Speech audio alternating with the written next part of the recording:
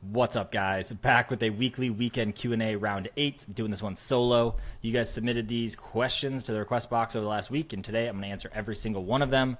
For some quick context, last year we did $30 million in our info coaching business. We've now crossed over $77 million in total cash collected, and I'm not selling you anything. Everything on the channel is to share what did work, didn't work, and what we are actively doing to scale to $100 million a year in this business, all with the goal of finding top talent, opportunities, and networking with cool people building cool stuff. All right? So I'm on a time crunch, so let's get into this one. We've got bubble stuff and nicotine, so let's hit it. What do you do with your money? Oh, man. I haven't read these, by the way. You don't talk much about what you purchase, invest in, or travel, etc. Yeah, I don't really talk about that stuff a lot. Like, I talk about numbers, but it's more about, like, they're just numbers on a screen. Like, it's just scale. It's scale acquisition. It's growth in that way. Like, my real goal is, like, progression. I have, some nice stuff. I like, some of the luxuries of things. But, yeah, it's not really, like, a big piece. Years and years ago, I was, crazy and partied and did a bunch of crazy stuff and made a bunch and spent a bunch like an idiot and, regret it, but also like I did it and it's over. So all good there. Invest in, not a ton. I do the crypto fun stuff that's like X small amounts that can turn into 100Xs and some just dumb stuff for like fun. And then I have, a decent chunk of some of the other kind of core coins, but that's about it. And then some random, indexes and stuff. But I keep a lot in cash just because I'm like in a place where I want to make sure that I have X amount. And right now is a lot of setup for some of like the future stuff, but we're really doing like the whole, reinvest into it, which can also just be like a ploy. And maybe I'm an idiot and maybe we should be pulling more out. But we really are trying to, build up some reserves and make some bigger plays and all the things. But some things are based for cash flow, some are based for equity growth. Really right now, I'm just trying to increase my overall skill set and progression to have a, skill set that makes a lot more, add a couple zeros to it. So yeah, it's a big focus of mine right now. So that's where I'm focusing. In terms of traveling, I'm not a super fan of that. I don't really like to go look at the waterfalls. I am going to make a more conscious effort to like get off the laptop and do that every 90 days or so. I've done a really bad job of that, and I think it's actually important. Next one on here, info to SaaS timeline. I'm not really sure what you mean on that. I'm not moving in that direction. I think maybe you're referring to the fact that a lot of people do that and do that like business plan or like growth plan. They build an info coaching business. They try and build a SaaS either on the back of it or in like, a similar niche. And that's not really in the cards for us. Like there could be tech plays, but they're not so much softwares. We did have this conversation, but like, I don't know. For me, I didn't find that what we were going to be able to build was going to be unique enough. And like, I'm techie, but I'm not that techie. So even though like I built the infrastructure, the tech of our thing, it's not like, rocket science or like really new innovation. It's just like, connecting a lot of systems and understanding data structure and stuff like that. And even that I'm not the best at. So yeah, that's not really in the cards as much right now, but I love SaaS. I think it's really cool. I think like I love the business model. And again, I don't understand the tech enough to probably run my own or do stuff. Plan to start a new project in the health and fitness space, info only, no coaching, smart, and want to focus heavily on recurring revenue and want to build for an exit, okay? Think Mind Valley, but for health and fitness. Who do you know is the best in the info recurring game? What makes a good membership in your opinion? How do you get people in there and how do you retain them? And any people, channels, books you can recommend. So, all right, let's use an example. So there are a ton of these apps that are personality based. So like when you say Mind Valley, the thing I think is then like Emon's Digital Launchpad or Mastermind.com or these other ones where they own the IP, they have all these different experts and brand faces and stuff, whatever, inside there. So it like gets a lot of different eclectic people that can then come in. And also the goal is then not one of those single people is tied to the front of it for acquisition so that you don't get tied to the personal brand thing, which is very common in the health and fitness space where you have someone like Rob was on here, for example. And Rob was talking about how he has, thousands of members that pay for his monthly recurring app, which is, hundreds of thousands of income, all this thing, but it's all tied to him, both onto fulfillment, like he's the one in the product and he's also the one doing the acquisition because they come through his organic following. So there are other ones that have sold. I'm forgetting the name, but I think I might be butchering this, but I think it was a Sweat app. I think that one sold for hundreds of millions, but then like tanked down after, and that was around a personality brand. I don't know that exactly, so don't quote me on that, but it's definitely a big game to be in. For this portion, what makes a good membership, I'm still like, I bought a bunch of books if you follow me on X, and I'm like trying to understand this better and better. There's a lot of SaaS books that'll tell you about this in a good way. There's a lot of community management, how to never lose a customer, like those things. That's all about just LTV and how you focus on that. So it's activation points. It's, everything's so important as the activation right in the beginning, the inflection points in the middle. Like I'm not the pro on this, by the way, but like reasons that think about like a Netflix, right? They always say like, you want it so that they would be pissed if their subscription didn't go through and they couldn't access it anymore, right? So it has to be so sticky and such like a need. I think Hyros does a really, really good job of this. because they, one, have a direct ROI justification, which you won't have on this because you're not doing something that's financial, but they have a direct ROI justification, and they also then have all the data. They have all this stuff, like they have all of the tools in there. And then once you're kind of like in the web, same thing with HubSpot, right? Like last I heard, they had a, whatever it's called, negative net churn. So like they're increasing up and to the right. And like we've done the math, or the rough math, napkin math, on what it would cost us to switch off HubSpot at this point. Like when we switched from Close.com to HubSpot, the decrease in efficiency and the time it took and the cost and whatever to migrate platforms was so big. And like now that we're XYZ bigger, like people do it, but it is so difficult to jump off that. So really creating a web in terms of health and fitness of like why they need to come back into there. Same thing with like how MyFitnessPal dominated the market for XYZ amount of time until now. There's obviously like other competitors that people use instead, but like they were the one that people went to because they owned all of the library, because people then had all their data in there. It's like once you get all your data in there and people want to use it and reference it. Same thing with like an Aura Ring where there's like competitions and leaderboards, and like you just read those books, honestly. So go to my X. I posted a picture of a bunch of books I got, and a bunch of people recommended. I made one on there. That was really good. Also, comment below in this, and just like, I love the comments on these, and it gives me so much feedback. Like I had a video the other day that you guys didn't like because of a person I didn't vet supposedly, and like I didn't really, like I just was referred to him a couple times, got on, had a conversation, and like it's good feedback. I mean, you guys were pretty kind to me, but you were not so in the other direction, and like I get it, it's totally cool, and like that's on me for not vetting. But I like when you guys comment and you give the feedback and go back and forth. Like if you think this or this, like I'm gonna do what I want no matter what. So just be candid here, but like I like to hear what you guys think and kind of navigate that and make decisions then based on some of your feedback. So just FYI. How do you figure out how much to pay yourself and the co-founders in early stages of the business and later stages? So, I mean, simple math, but you know, you have a partner and you're 50-50, you guys take 50-50.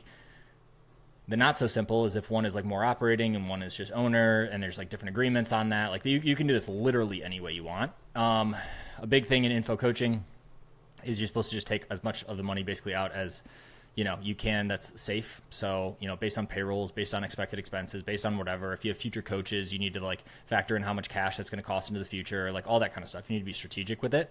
But like the idea is there shouldn't really be reinvesting that occurs.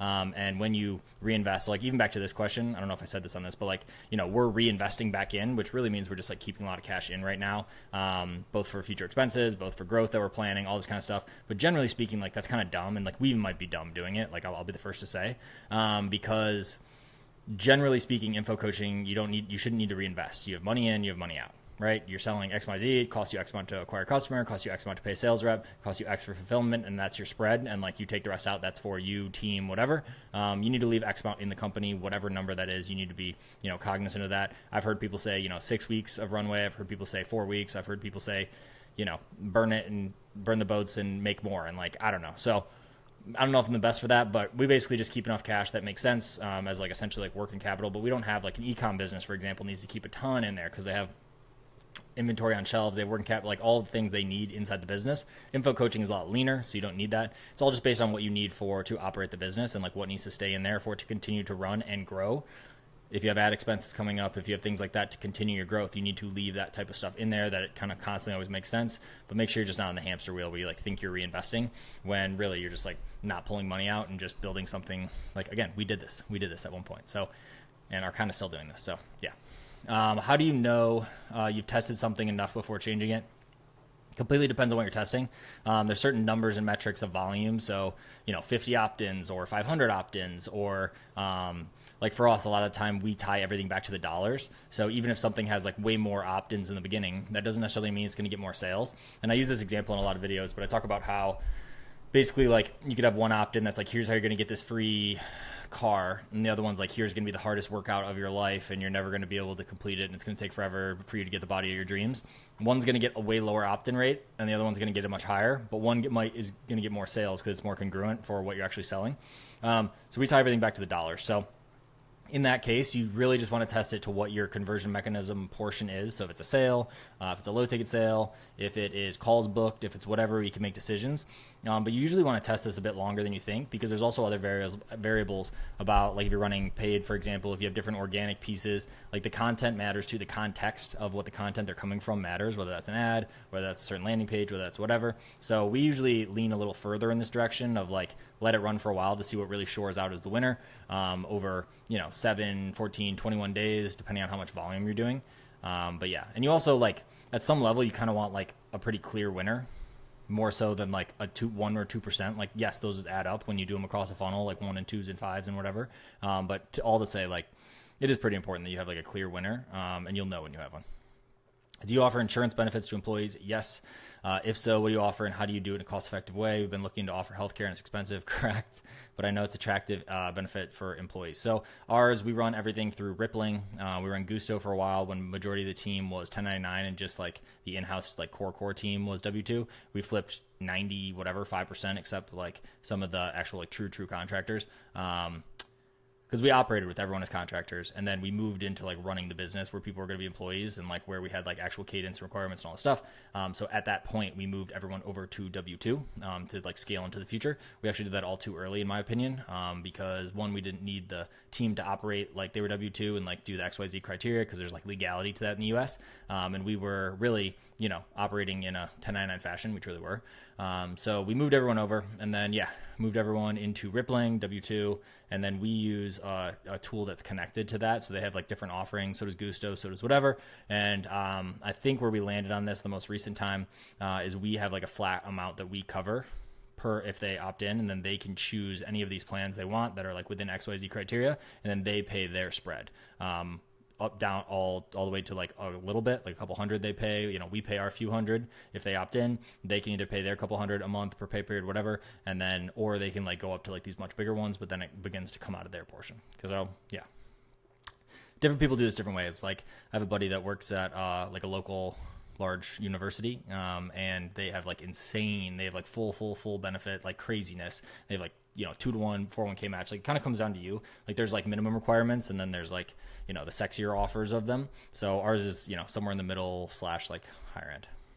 Helping a creator monetize their audience by collecting emails and pushing them to a low ticket recurring paid community. What's the 20% I should on to achieve their 90 80 results? Please give me any pointers if you have any.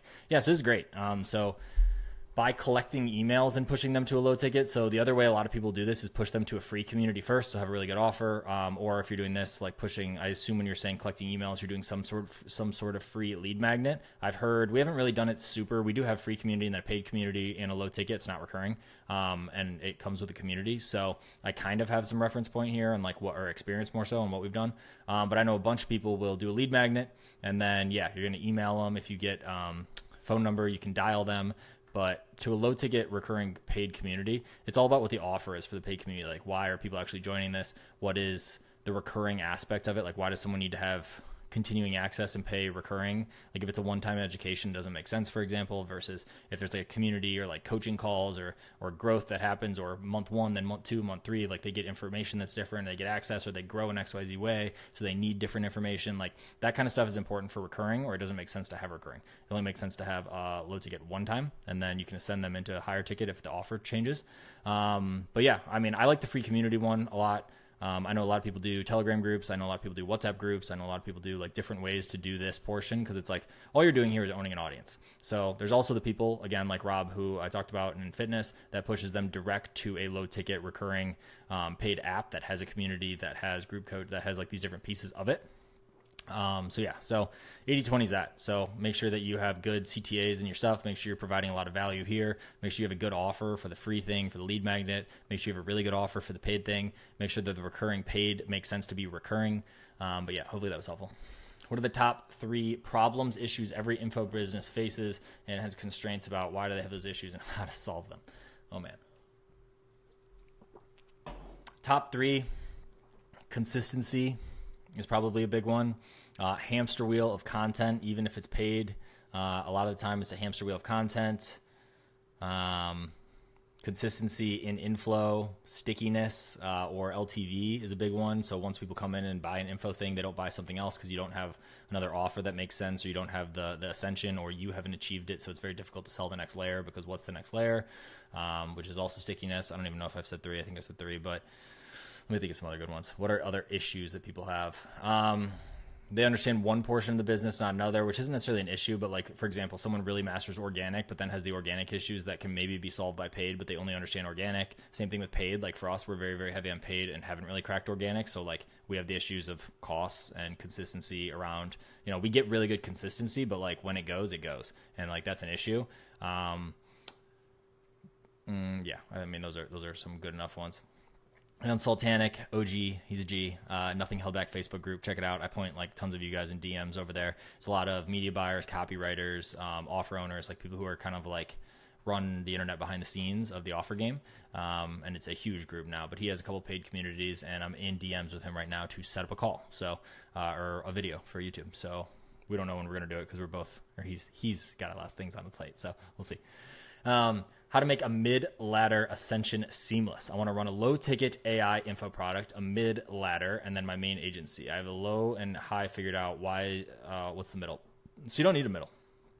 So let's just debunk that. So like we'll sell something that's sub $50 as an info product, and then get them not even into an agency done for you offer. We'll do another like done with you that's 5 to 10K. It's a whatever. So you don't have to have a mid. A lot of the time, ascension is going to be implementation in this kind of example. So it's like you're selling something over here that's info that teaches them how to do XYZ, but they have to do it all on their own. The mid could be something that's like, oh, we'll offer you personalization, coaching calls, one-on-one launches, whatever, like personalization in that. So let's say this is $100. Then you can offer for $500. If you want a mid, you can be like, yeah, or we'll do a quick start with you. We'll get on with you. We will, get everything set up. We'll get all your infrastructure. We'll help you set up your accounts. We'll help you ideate on the first idea and the whatever. And you pay a coach, or you just do it yourself, and you pay them, $100 to do each one of these calls, and you make another $400 in spread, and they just get access to that. They get the help from the coach, but they just get access to the course. And then they move up to the agencies. It's like, we'll just do it for you.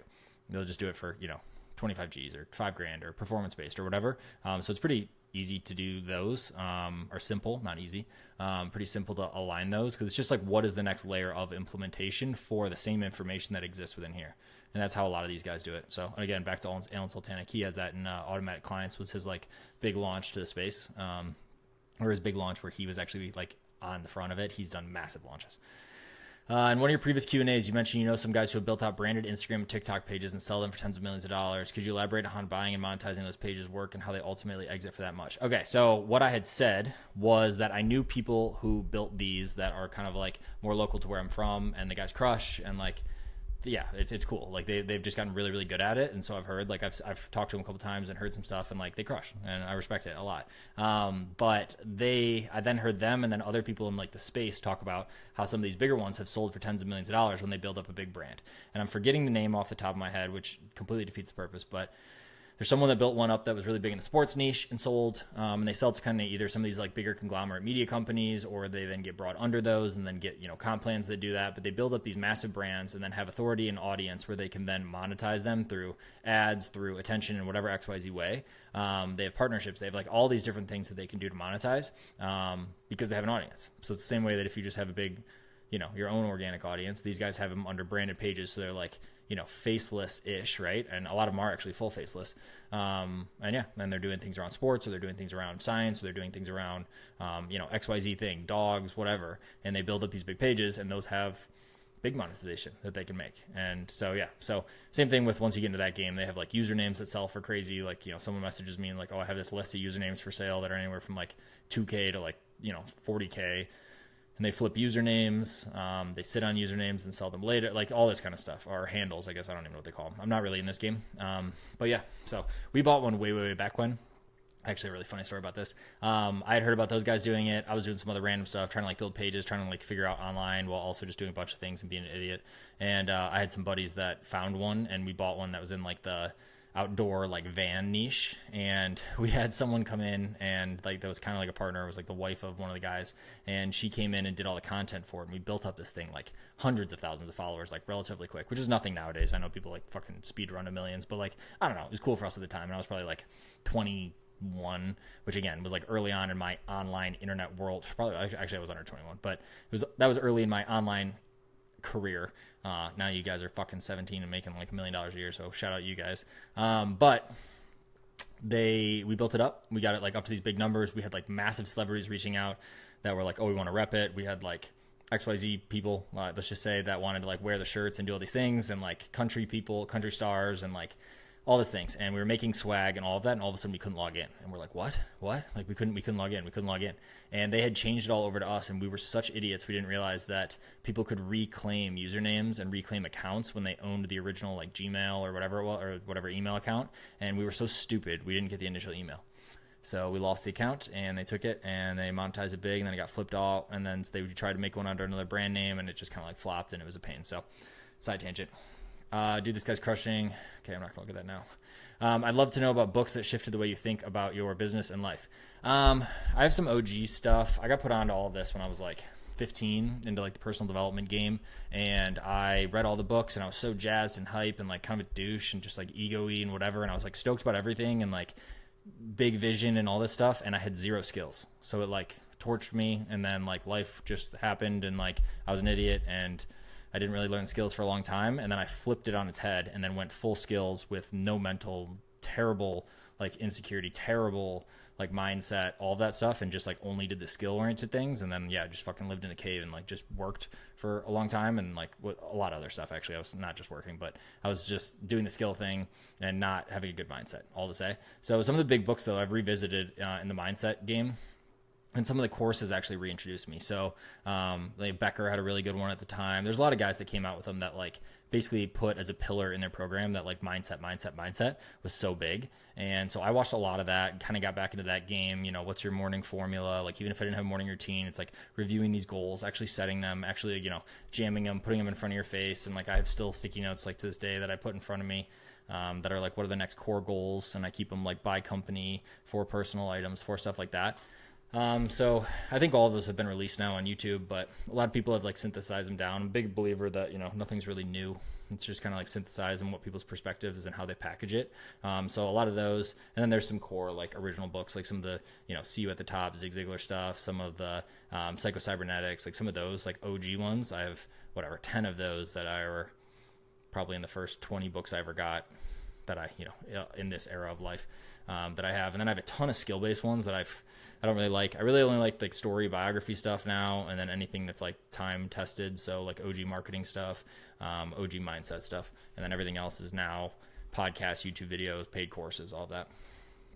Did you mention in a video that one of they sign up, they're served a series of ads, and when they see ads and the same one again, they remove to the next one? Yes. Is that what you do? How do you say it? Yes. Okay. So this is, go watch Jeremy Haynes. So he's going to be on the podcast this week. He's going to be on, I just called it a podcast. It's not a podcast. It is just me talking to people, but he's going to be on my YouTube on, I think, Tuesday of this week. So today is June 22nd. So unless anything goes wrong, it'll be live somewhere in between June 22nd and June 29th. But go to his page, and he talks about the hammer them strategy. And it's essentially people who book a call but haven't yet gotten on the call. And for that, you are just going to hammer them strategy, right, with ads. And it's going to be, once they see one, have a through play, it excludes them from that video and moves them to the next. So it's essentially just a bunch of exclusions that exist within each one. So everyone's targeted, and then once they see one, they're removed from the next one, moved from the next one. And it goes down like this waterfall. So they go through all those. So it's pre-objection blocks, it's authority content, it's long-form reviews, it's short-form reviews, it's compilations, it's whatever. So what would you do starting from zero? How would you learn X skills, even if it includes you making money at the first to pay for a course? How would you build your income so your skills continue to grow? How would you learn X skills? YouTube has literally everything at this point. So I would just do YouTube, and I would just hammer that, and then I would sell a service because you need very, very little. I would get whatever kind of like localized job. I do think it's cool to get jobs. Okay, so you could either do like some hourly, something local. I'm so bad at this because I can't even like put my head in that frame. I would go work something local and do just XYZ to like, you know, pay the bills or, you know, get by. And then you can learn everything for free. And then you can sell it as a service, which costs you nothing to sell it and costs you nothing to service it except your time. And with that, you can get to 10, 20K a month, like all good, just what you learned for free. Then you can like deepen down to that niche. Another really good way is like you can get in as a setter or into sales for online companies. And then you basically get like paid to learn. You do need some skills already in that, but like you can cut your teeth doing it. It's not like one you have to like come in like fully vetted. So that's a really good one. Same thing kind of with media buying, but it's a little bit harder because you need to kind of like spend your own money a little bit to get like the gist of it. But there are people out there that take in essentially newbies if you're friends with them. So you're in the right communities. So yeah, so hang out in the free communities, hang out on, you know, a bunch of free YouTube videos. People have full, you know, 4-hour courses on how to start agencies or do whatever XYZ in service work, whether that's media buying where you can learn online, whether that is so like getting people clients, whether that's web design and like local website builds, whether that is AI as a service, you know, like there's all these different ones you can do. So you can do all that for free. Hey man, love the content. Heard you mention a couple times about upselling from info to physical product, which definitely makes sense. As an ecom guy, I'm keen to hear if the reverse works. So selling relevant info to pre-existing ecom customers. Anyone new doing this? We're in the baby niche, so upselling guides like on this. For some reason, I feel like it's less viable in the info. No, it is not less viable. There are definitely people who do this. Like for example, we have tested doing partnerships and stuff, and for XYZ reason, we're not doing it right now, but where they sell us our info or refer over our info after they sell a physical product, and it worked. Conversion rate was kind of low because of the biggest thing was the consumption. So because we were sending them from, imagine someone buys a $50 supplement and their customer is your customer, okay? Or in your case, they buy it from you and it's, in this, what did you say, niche? Baby niche. So you sell baby products, whatever, $50, and then you try and push them over either into your course or somebody else's course, usually someone else's course because you're partnering. Usually you send them over there and it's like $5,000. Like there's a huge discrepancy. They have no idea who this person is. They have no consumption of this unless it's like some crazy good offer that's perfectly in alignment. Like your conversion rate is just going to be lower. So what you can do is like step them into it, or you can also do, like you said, like low ticket guides. Like, yeah, you can 100% sell guides. There's people who just do massive amounts of volume selling guides and do $100 million a year in selling parenting and baby and whatever guides, and they use them as like the catalog approach. So you sell one, you have like direct response, but they can consume and like find other ones that are on your site. So they do that with info direct. So as long as it's the same customer, and then the consumption thing is big. So like if you are the one who owns the offer and they now bought something from you or they consumed a bunch of organic or whatever, like who cares if it's a physical product or an info product or a coaching product or whatever. It's just it's the results. It's like as long as you're getting them the results, they're in there and they have the consumption or like the brand trust and the awareness of you, then you should be good. So yes, I think you can definitely do this. I would try and build them yourself. You can build stuff like this, like these guides, super, super cheap and good. As long as you do, we like really high quality. So not just in terms of like it looks pretty, but like it's actually functional and has like, can get results. So I would focus on building those, try it in-house. You can also find people to do partnerships to test with if you want, split 5% of your email list or whatever, send some blast to it, see what your opens are, see what your clicks are, see what your conversion rate is, what your dollar per, email send is, all that kind of stuff. So I would do that. Let's drink some bubbly. Love your content, Ryan. Thank you. Would love to know how you go about scaling my offer to $1 million per year while keeping my margins 80%. So I haven't done this, so let's be very clear here. I'm going to try and help, but I have not done $1 million a year with 80% margins in our business model. For context, my offer is a B2C coaching offer ran completely off organic. Okay, that saves you 30%, mainly from YouTube, doing between 10 to 20K a month. So you just need to you need to 4X. And the big bottleneck is booking more calls. Call volume is very inconsistent, is what I was talking about earlier. And just depending on how the videos perform each month. Also have a small following on IG, but not posting too much. Would you start running paid ads to scale? And if so, what platform? How would you go about scaling to organic with 100K per month? So again, I haven't done this, so this is just me spitballing. But so it's just more of the same, right? Like if you are doing 2 videos a month, and it's not true that you just like double your videos necessarily, but like you need to get, let's say 2 videos a month is a bad example. Let's say you're getting 20,000 views a month, and 20,000 a month turns into $20,000. Let's just say, just for simple math, you need to get to the point where the same audience, quality, whatever is there, where you get to 100,000 views to get 100K per month. Extremely stupid, simple example. And again, not my world, not my expertise. But essentially, that is how these bigger guys do it and do it at more volume, is because they grow in terms of how they do that. So whether that is more videos, whether that is better quality videos, they get higher amount of views and consumption and all of that, whether that is multiple channels. So then they're seeing you on TikTok and Instagram and wherever, and then it all feeds back to the main thing. It's growing the audience to the size. And I don't know how big your TAM is or what, but like 100K a month's not really crazy. The other thing, so like that's the front end, right? That's how many clicks, that's how much, like right there. So it's, increase views. Let's just assume that when you increase views, the same quality. So now you're going to get the same conversion rate. So you keep your whatever 2% conversion rate, but now you have double the amount of volume. So now you get double the amount of calls. Let's just say, okay? The other is then what you are selling them, or the funnel is actually the next step. So can you get that conversion rate higher? Can you make the offer for them to book a call better? Is there a reason that they should book the call? Can you give something away for free? Can you push them into a free group so you actually get a higher conversion rate from the same amount of views? You get more people inside of a group, and then from that group you get an ascension rate, because then they have consumption with you. They get a bunch more value that they didn't get. You have higher touch point, you have personalization, you have stuff inside a group, and then you can ascend them into the next layer of whatever monetization. That's maybe a paid group. Now, next one is what's the offer? Because you could sell something, I don't know your niche, but there's a world out there where you have 2 things that you sell a month that are 50K. Like, I don't know your niche, and that's probably an extreme example, but like or a 10K thing that you sell 10 people on, you get to 100K a month. So like you can change how much volume you can do. You can change what you're offering, like what the funnel style is. You can change what then like the whole funnel stack. And then you can change what the actual offer is in monetization model. You can also make it so there's higher LTV, or it's recurring, or it's something that then once someone buys this, they ascend up into this and turn your 10 to 20K current customers into 100K a month. So like there's so many other levers you can pull. That's not just like do more videos. That's kind of like the simple answer is like just get more views and keep everything the same, let's just say, assuming there's so many variables here, but like assuming that. So hopefully that helped think about it. Again, this is not my space. So, or it kind of is, but not as well. So hopefully that was helpful. And then also paid. Yes, I've heard that there is like a big thing where you can run paid to your organic. So just like essentially retargeting traffic. So like people who viewed or people who engaged with your stuff on organic, and then just put like a little booster behind it and get, a couple multiples on that. I've heard, but can't confirm.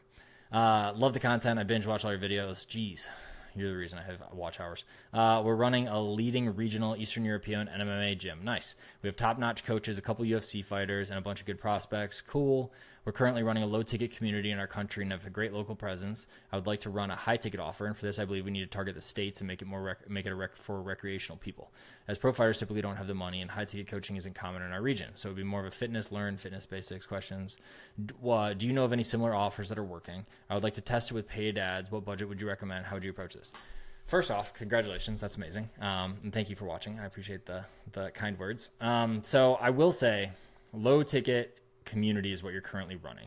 So I assume you want to run a high ticket, because when you run a high ticket offer, you have to think like there's so much more that goes into that than just like, oh, now we make more money per person, because there's costs, there's management. A lot of the time it's like over X amount of terms. So it's 6 months of coaching. It's either your time that you're doing it, or now you're paying a coach to do it. You have to audit how they're doing it. And like, it just becomes a bigger thing when you start to do high ticket in that way, versus low ticket generally is a bit more like, obviously it's a volume game, but it's, it's a one-to-many style management a lot more, where you're not doing one-to-one with every single person. There's group aspects, there's pre-recorded content, it's community management. It's just different. So there's a play where you can keep the low ticket and just go to different countries for that. So like if you already have a system that works, why wouldn't you be able to go to adjacent regions or US or whatever and try and see if that works first? You don't have to build out anything new.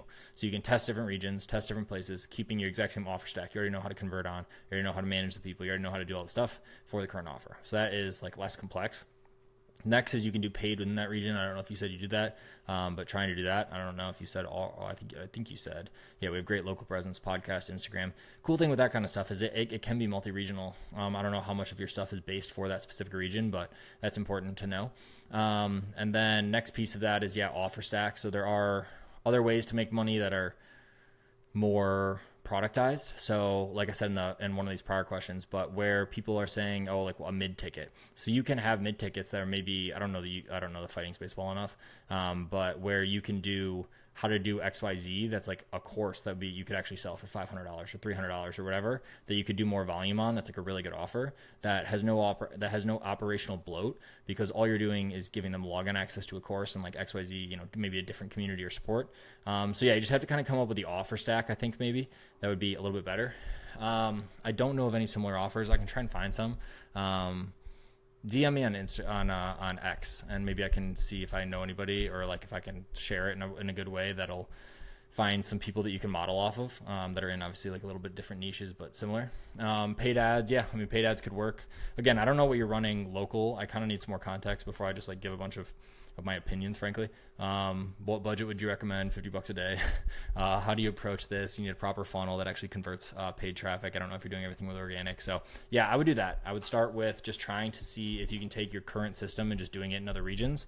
If you, for whatever reason, can't, maybe try and test high ticket. I know you said it doesn't work in your region, but maybe there's a mid or high ticket you can do there. And then, you can always sell to any country. You can sell to the US, you can sell to the UK, you can sell to Australia, you can sell to any of these with any offer, as long as it's a good enough offer that, classic, but people feel stupid saying no to. So yeah, hit me on X. I want to help, but I don't know how as much. I was wondering if you could share some average KPIs across the industry. I understand it can be particular on the funnel type offer. Yes, it can. But what are the minimums, or benchmarks you've seen for cost per call, cost per click, video playthrough rates, call funnel, straight ad to VSL with no opt-ins? The only opt-in I have for those are interested. It's below the VSL right now. I'm seeing 13% video plays, no opt-in, and it feels quite low. I've made sure the messaging is targeted directly at my ideal avatar, but I have no. So, all right. You have, everything's funnel. Everything's funnel. So you have people who are or just clicking in general. So and here's another thing. Organic versus paid, far different. So I think you're saying on here ad. So you have an ad. Someone's going from the ad and they're landing on a page that's a headline, a VSL, and a button. You're saying on that video, you're getting a 13% video play. Okay. Majority of the time, those are not going to get consumed anywhere near as much as one that are gated with an opt-in. And because someone who's gated an opt-in already just clicks from that page, it's the classic click. 20% opt in, 80% bounce off that page, but the 20% that opt in are giving their name and email to consume to get access to said free training. So they then have the intent to then watch the training versus someone who just clicks the page, sees the video, clicks play, lets it run for a little, is sitting on the bus somewhere, turns it off, goes on to do their thing, bounces off the page, they're gone forever. Okay. The people who apply direct, when that button is right there, you're going to have a much higher opt-in rate because they didn't have to consume or wait X amount of time. I'm sorry, not opt-in, apply, because they didn't have to wait for the application to show. They didn't have to consume anything. They can just apply directly. Now, costs are significantly lower, significantly lower than ones that can be through opt-in. And again, it completely depends. Like back in the day, we would get $50 calls through opt-in funnels. We can still get $50 calls through VSL funnels, or just VSL direct funnels, like you're talking about here with no opt-in. You can get, it really depends on the niche and all these kind of things. Cause I know people who do $1,000 plus calls that are the most qualified craziness ever, but they sell a 10K or a 50K or whatever thing, and it just crushes. And when you're doing volume, it's 200, it's 400, it's, in that range, let's say, of call. Then you have qualified versus not qualified. So you could have a $250 qualified call, or you could have a $700 qualified call. It's more about backing in the economics of your offer and of the rest of your math. So if you're selling something for $7,500, you have to back into that what you can pay per call. And I don't have a sheet out right here, but and I don't really just want to rip for you, but if it's simple math, let's say it's, a 10K offer, what can you pay cost per call? 10K offer, what can you pay cost per call? If you have $1,000 calls, okay, let's make this super simple. If you have $1,000 calls, of that, 50% show up, okay? So now you have $2,000 calls, live calls. Of the $2,000 live calls, let's say 30% of them buy, okay? So it's a $6,000 purchase. I think I just did that math right, but it's a $6,000 purchase to buy something that's 10K. That math does not work, or it should not work. You're making $4,000, but then you have to pay your sales rep $1,000, and then you have to pay your fulfillment team whatever, and then your overhead and whatever. So you need the math to back out, but all to say, you could have $10,000 calls if you were selling a $150,000 thing, depending. But all this to say, it's not necessarily about what your cost per click is or what your whatever is. It's all down to what your cost per purchase ends up at, depending on your different funnel type, your offer, or whatever, what the cost per purchase is in relation to the LTV that you make over X amount of time, that's the longer play. But what is the cash collected? What's the AOV? What's the amount you collect? So if your cost is $1,000 to acquire a customer and you are collecting $4,000 on cash collected and you're getting a 4x front end ROAS, generally speaking, you're pretty good, right? Is just some quick math. So you can, again, send me stats on this and I can work through this with you and actually make a sheet with what your numbers are if you want. So just DM me. How would you recommend learning media buying? What would you recommend for beginner? I'm doing 1,500 to 2K daily off something I watched recently. So through SEO now. In the process of starting to run ads. Good shit. I don't know enough about SEO, but that sounds fantastic. And I don't know if I'm doing things properly. Dude, there's a lot of places. You can just be anonymous on X and talk about this and say how you're doing this and beat around the bush on it. And then you'll start to meet people and build in public groups or whatever and do that. There's tons of YouTube stuff. Gabe Ansel has a really good media buying thing, but I don't know if his for lead gen, his is mainly lead gen affiliate stuff. So he has a good group of guys that do this. They're almost all Meta. There's definitely some other traffic sources, but he teaches Meta inside there, and that's what he runs. Google, Justin Brook has some good stuff on there. I've heard, I haven't been through his stuff, but I've heard and seen his stuff around for a long time. So that's a good one. But yeah, there's a bunch of guys in there. You just got to go on YouTube, find some guys who talk about it. They either have groups or free communities or paid courses or whatever, and then just get in those. And yeah, I would start investing, some of this into some skill sets that you want to stack. But yeah, this is great. So nice. Oh man. I don't know if I'm going to do this one in front of you guys, but I want to ask, how does a person pick a niche or industry he's in and make it his life? Like, how does this actually decide it? Right now, for example, I'm in a stage where I tried operating for a year. It worked. I did pretty well. I even invested in a high-ticket mentorship. It didn't work out. Just wasn't a fan of the model. Back end. I'm just going to read this really quick.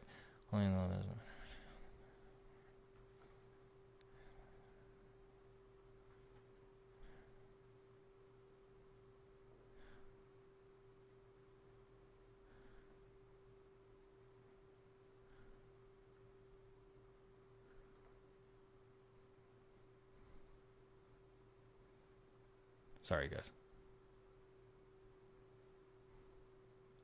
All right, so here we go. So how that brings me back to the main question. How does someone pick a niche or industry that becomes their life? Or maybe you don't. Maybe you just try a bunch of things and see what sticks. Now this intern, what else you do? Turning 20 in a couple months. All right, you're a young gun. You tried a bunch of stuff. You see all these crazy opportunities. You see people just printing cash and this and this and this and this and this. Bro, just pick one. Just pick one. And it doesn't matter which one. It's whichever one you're interested in, whichever one you see the market in. Like, yes, there is benefits sometimes in market waves. For example, TikTok shop earlier and when it was hot, and like finding those hot trends and being able to lean into them. There are people who crushed on that from the affiliate side, from the offer side, that then put their products on there in like all these different ways. You need to just find one and lean into it. So if you have the choice to do it, you're going to find somebody that you respect that has, modeled everything that direction. Just watch YouTube videos, find one niche of things, whether that is branded dropship, whether that is lead gen. If you said right here, I'm negative money right now, I wouldn't do something that costs money. So I would do something that's service-based from the start. With service-based, a lot of time you can get paid to learn, both on contract or if you work inside of a company. You said you did growth operating, like you're getting your feet wet and you're seeing all these different things. So you're like right here, like I'm not sure if I'd stick with Shopify long term. So that you're just bouncing around and like you're just not gonna, like, trust me, I fucking did this. I did this so many times over. Like I literally have tried everything, and like at some level it's like tactical because now I have like enough of like a little bit of awareness of these other things. But I was never an expert at one, so I never got compensated accordingly, which I didn't deserve to be because I never stuck with one. So like until I stuck with info coaching. So like in that world and did that. So I know guys who stuck with media buying and who do millions of dollars a month. I know guys who stuck with physical e-commerce and went from drop shipping to branded and do hundreds of million, like literally hundreds of millions of dollars. I know people who do that in lead gen who do over $100 million.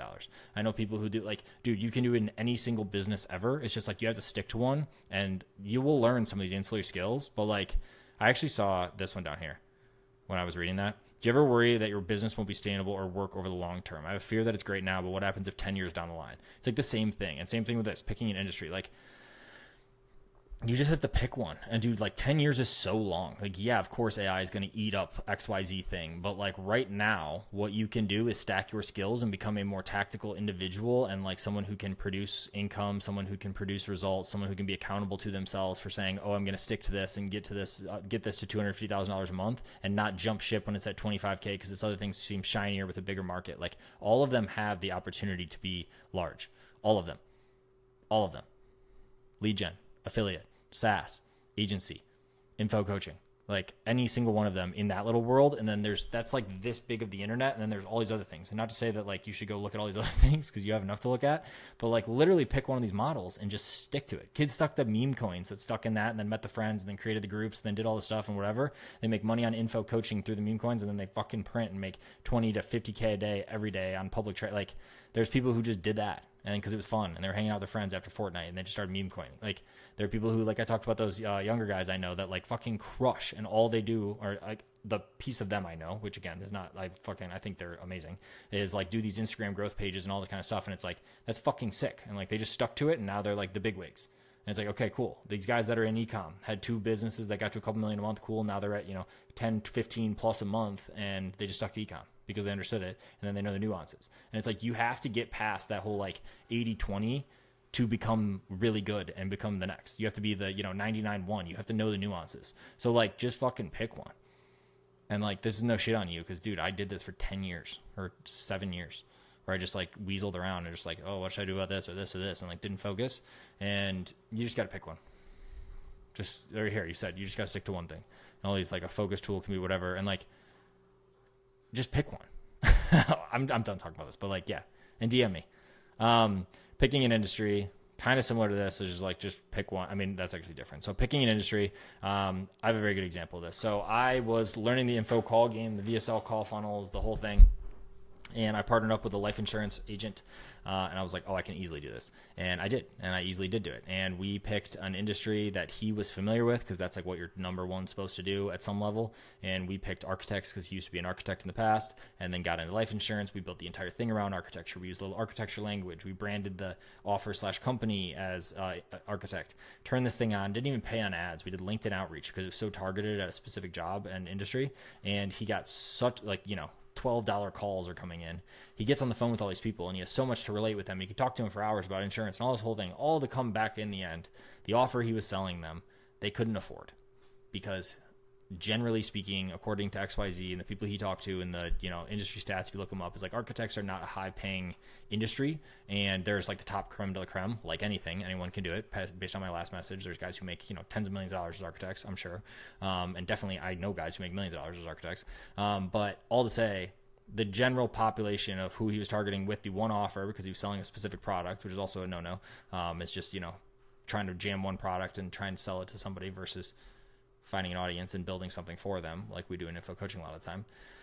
He was like, damn, I have hundreds of these calls with these architects for damn cheap, and they're qualified to the standard that I initially set, but they don't qualify for my product that I'm trying to sell, and it's a low money making opportunity. So then he moved and went into a higher income, higher, whatever, let's just say small business owners, because it's easy. They have, more disposable income. They have these different things. And then instantly his offer started working because it was a better offer. Same thing if you would have gone to doctors versus architects, or if you would have gone to whatever. And then an example, you go to engineers and they need to think and they do all this math and all this kind of stuff. So it's like picking an industry that you understand, picking an industry that you know, picking an industry that you kind of know, or picking an industry that you can learn or that you're interested in, and then building an offer that works for them of an actual problem they have, not just trying to take a product you have and jam it into an industry. So hopefully that was helpful.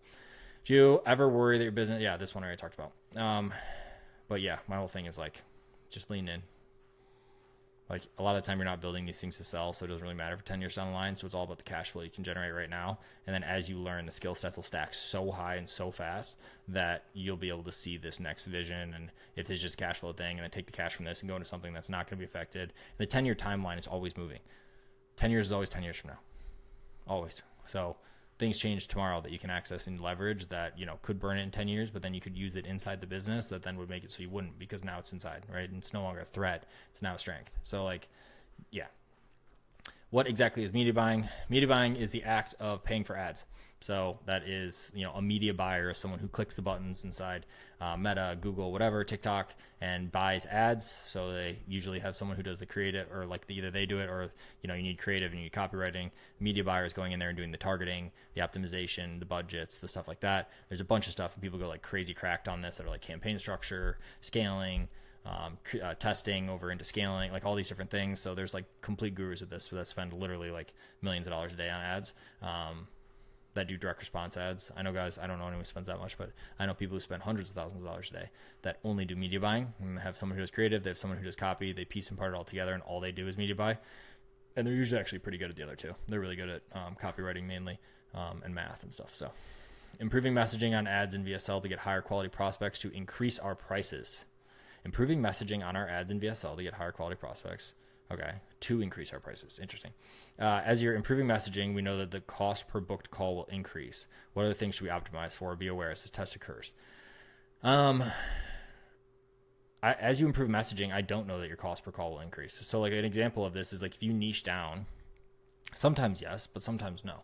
So if you're like, I'm specifically going to talk to 25 to 50-year-old males, and then you target 25 to 50-year-old males, and you call out 25 to 50-year-old males, and then you like tool your messaging around 25 to 50-year-old architects, use my last example, your cost actually sometimes will go down, because like you're actually landing in the pocket and it like hits it. You're not hitting everyone, and then only the right ones are coming through that are qualified.